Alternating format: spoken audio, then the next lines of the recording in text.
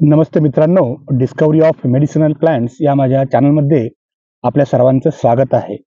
आज बऱ्याच दिवसांनी आपल्या भेटीला येतोय. आज एक नवीन वनस्पती आपल्या समोर आहे.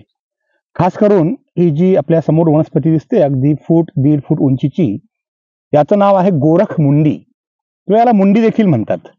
स्पिरॅन्थस इंडिकस असं याचं बॉटॅनिकल नाव आहे. ॲस्ट्रेसी फॅमिलीचा हा मेंबर आहे. खास करून भात कापणीचा सीझन संपला की जे पडीक शेत असतं अशा शेतामध्ये याचा प्रसार जास्त प्रमाणामध्ये होतो. कुठेही अगदी मला वाटतंय पूर्ण भारतभर मिळणारी ही वनस्पती आहे. तर औषधामध्ये याचं पंचांग वापरलं जातं.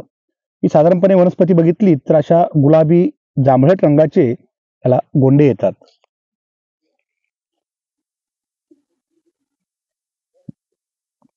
तर ही वनस्पती अशी पंखयुक्त पानं असणारी असते. त्याला जांभळट रंगाचे असे गोंडे येतात किंवा त्याला आपण म्हणू शकतो एक छोटासा गोल अशा पद्धतीने हा गोल असतो जांभळट रंगाचा.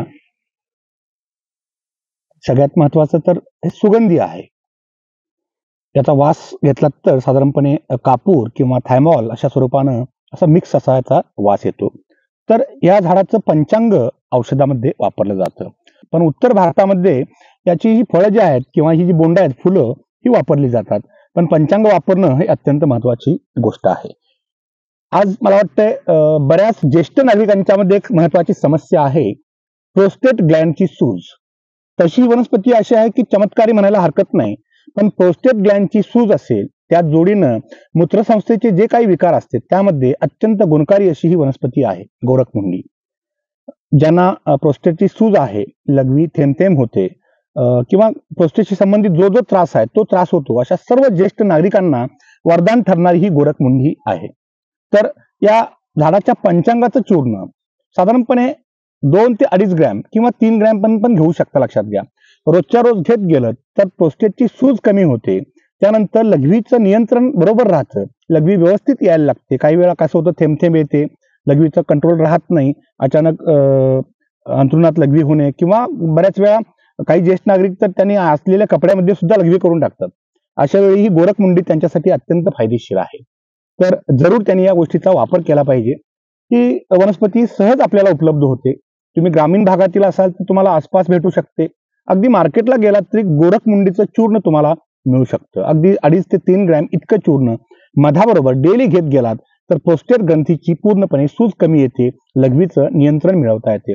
कित्येक लोकांनी याचा वापर करून ऑपरेशन देखील टाळलेलं माझ्या डोळ्यादेखत बघितलेलं आहे. दुसरं महत्वाचं याचं की मूळव्याधीमध्ये बऱ्याच वेळा जी अंतर्गत मूळव्याध असते, बऱ्याच वेळा कुड्या बाहेर नाही येणं, आतल्या बाजूलाच मूळव्याध असते. अशा वेळी याचं चूर्ण ताकामध्ये घेतलं तर मूळव्याधमध्ये अत्यंत चांगला फायदा होतो. याच्यापासून एक तेल काढलं जातं, स्पेशली कमी निघतं तेल ते, किंवा अखंड पंचांग जरी वापरलं तेलामध्ये सिद्ध करून तर सर्व प्रकारच्या त्वचा रोगामध्ये सध्या फंगल इन्फेक्शनचं प्रमाण खूप वाढलेलं आहे. अशा जे फंगल इन्फेक्शन जे लोक आहेत, त्रास ज्यांना होतोय अशा सर्व लोकांसाठी पुन्हा ही एक वनस्पती वरदान आहे. एकंदरीत कुणाला काही त्रास नसेल तरी त्यानं गोरखमुंडीचं सेवन करावं. काही प्रमाणात अगदी एक साधारणपणे 1-2 ग्रॅम जरी गोरखमुंडी रोज घेत गेलं तर शारीरिक अशक्तता असते. विविध रोगांसाठी जी प्रतिकारशक्ती आपल्या शरीरामध्ये असायला लागते ती प्रतिकारशक्ती देण्याचं ही गोरखमुंडी काम करते. गोरख एक नवनाथपंथीय नाव आहे. काय त्याचा अर्थ मला नेमका माहित नाहीये. गोरखमुंडी असं का, कुणी जाणकारांना माहित असेल तर त्यांनी निश्चितपणे सांगावं. पण प्रोस्टेट ग्रंथीच्या विकारापासून मुक्तता मिळवायची असेल तर ही गोरखमुंडी तुमच्या आसपास जवळ बाळगा, कुठूनही कलेक्ट करा, तुमच्याकडे ठेवा. हे तण म्हणून उगवतं.